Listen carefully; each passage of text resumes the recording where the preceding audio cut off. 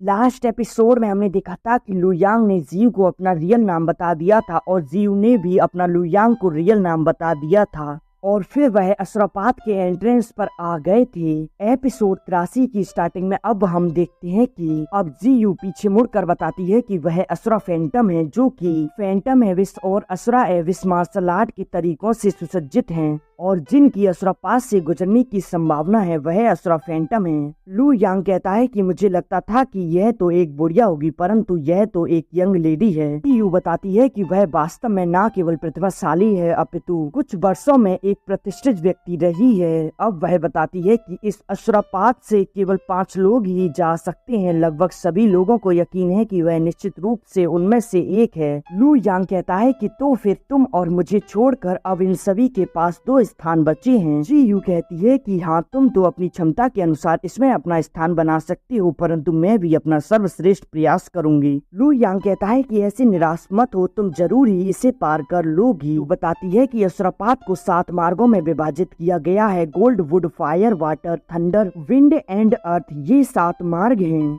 और प्रत्येक मार्ग कठिन से कठिन होता है और वह हमारी शक्तियों का परीक्षण करते हैं। लू यांग कहता है कि अच्छा, तो मुझे समझ आ गया। गौर पार्थ किसी की ताकत और सफलता का परीक्षण करता है, यानी कि वुड पार्थ उसकी सहन शक्ति और दृढ़ता का परीक्षण करता है और वाटर पाथ किसी के सच्चे मूल की ताकत का परीक्षण करता है और फायर पाथ किसी की हेवनली सोल का परीक्षण करता है और अर्थ पाथ किसी की शारीरिक शक्ति का परीक्षण करता है और जहाँ तक विंड और थंडर पाथ की बात है वे किसी की गति और चंचलता का परीक्षण करते हैं। तुम परेशान मत हो, मुझे लगता है कि तुम्हारी फिजिकल स्ट्रेंथ और स्पिरिचुअल स्ट्रेंथ काफी अधिक होगी और तुम अवश्य ही इसमें सफल हो जाओगी। जियू कहती है कि मुझे भी ऐसा ही लगता है और अब वह पूछती है कि जब हम हेवनली रियल्म में होंगे तो फिर हम तभी भी क्या दोस्त होंगे। पर लू यांग कहता है कि बिल्कुल। तभी असुरा फैंटम लू यांग के पास आती है। वह कहती है कि क्वांटू ब्लेड मास्टर, मैंने आपके बारे में बहुत कुछ सुना है तो फिर मैं आपको हेवनली रियल्म में देखने के लिए उत्सुक हूँ। लू यांग कहता है कि मैं भी। और तभी एक सैनिक कहता है कि अशरापात ओपन हो गया। यह सुनते ही असुरा फैंटम तुरंत उसके अंदर चली जाती है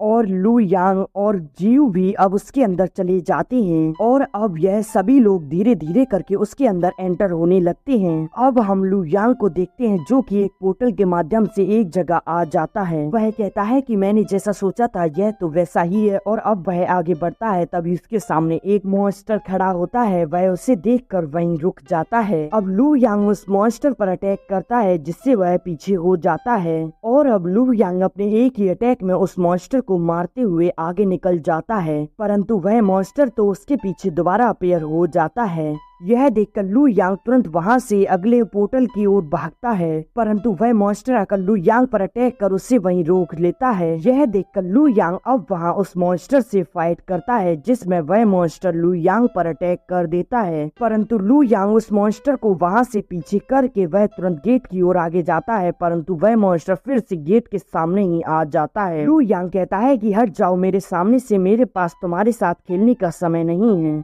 और वह उसे डिस्ट्रॉय करते हुए आगे की ओर निकल जाता है और अब वह अगले पोर्टल के माध्यम से दूसरी जगह आ जाता है जहां काफी हरियाली होती है और अब वह धीरे धीरे आगे बढ़ रहा होता है परंतु तभी कुछ लट्स निकलकर लू यांग को घेर लेती हैं परंतु लू यांग अपनी एनर्जी को एक्टिवेट कर उन्हें वहीं की वहीं रोक देता है। हम देखते हैं कि उससे कुछ नहीं होता, वह तो फिर से उग आती हैं और यह देखकर लू यांग उनसे काफी तेजी से बचाते हुए आगे निकल रहा होता है और अब वह जस्ट उस गेट के सामने आ जाता है परंतु वह लट्स निकलकर उसके पैर को पकड़ लेती हैं। यह देखकर लू यांग वहां अपनी एक एनर्जी का अटैक करता है जिससे कि वह सभी डिस्ट्रॉय हो जाती हैं और अब वह अगले डोर पर पहुंच जाता है और अब उस गेट से पहले एक तालाब होता है, वह उस पर खड़ा होता है। वह उस पानी को देखकर कहता है कि यह पानी साधारण नहीं है, मुझे यहाँ बैठकर अपनी पावर को गैदर कर लेना चाहिए और अब वह वहाँ बैठकर अपनी ऊर्जा को संग्रहित कर लेता है और अब वह उस पानी के माध्यम से आगे होते हुए तीसरे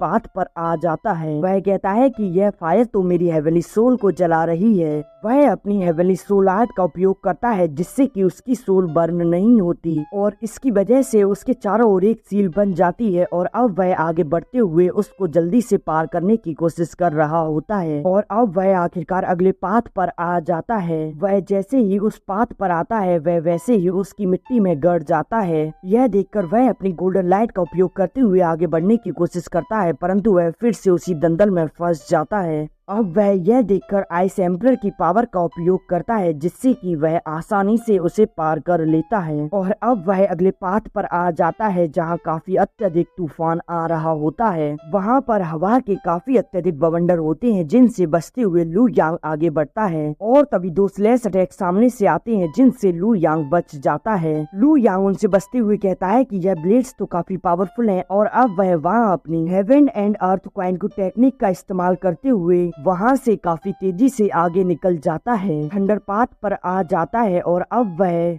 जैसे ही आगे बढ़ता है उस पर थंडर स्ट्राइक होने लगती है और यह मूवमेंट उसके लिए काफी अत्यधिक पेनफुल होता है। उसे यहाँ से आगे बढ़ने में अत्यधिक कठिनाइयों का सामना करना पड़ रहा होता है और अब वह आखिरकार हेवनली वेस्टलैंड के एक माउंटेन पर आ ही जाता है और यह एपिसोड यही एंड हो जाता है।